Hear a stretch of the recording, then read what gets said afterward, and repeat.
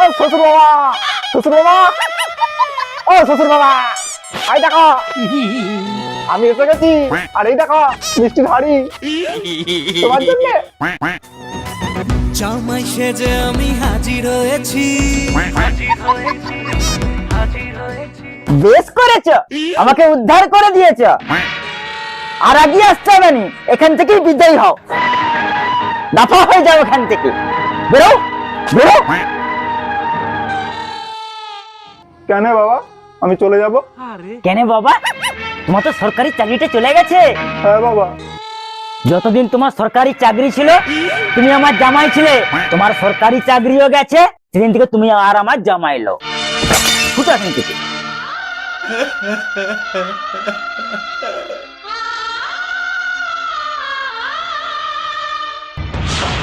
এ কি মিষ্টি কোথায়?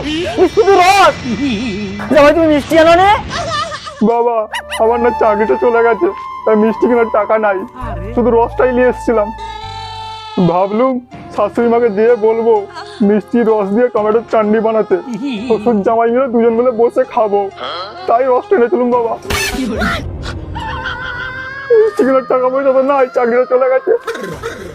অনেক কষ্টে থেকে পেতে নিয়েছি দোকানদারের পায়ে পড়ে। বেশ করেছো, এবার তুমি ও বিদেয়ী হও। চলো বাবা, বাবা, বাবা, বাবা। বেরোন থেকে পাপটা, তোর বাবাকে লাল মারছে, তুই আয়। বেরোন থেকে পাপ কথা করে। উঠলো তোর কোথায় বাপটা কি করছে দেখ, বেরিয়ে না। চলো এ বুড়ি, বুড়িলা। ওরে বাবা রে, ওর মতো ভাতারে ঘর করবো নিল। ও আমার কি হলো গো, তুমি আমার এক গায়ে মরে গেলে আমি বুঝতে পারিনি গো। ও গো আমি মাছ মাংস না খেয়ে কি করে থাকবো গো।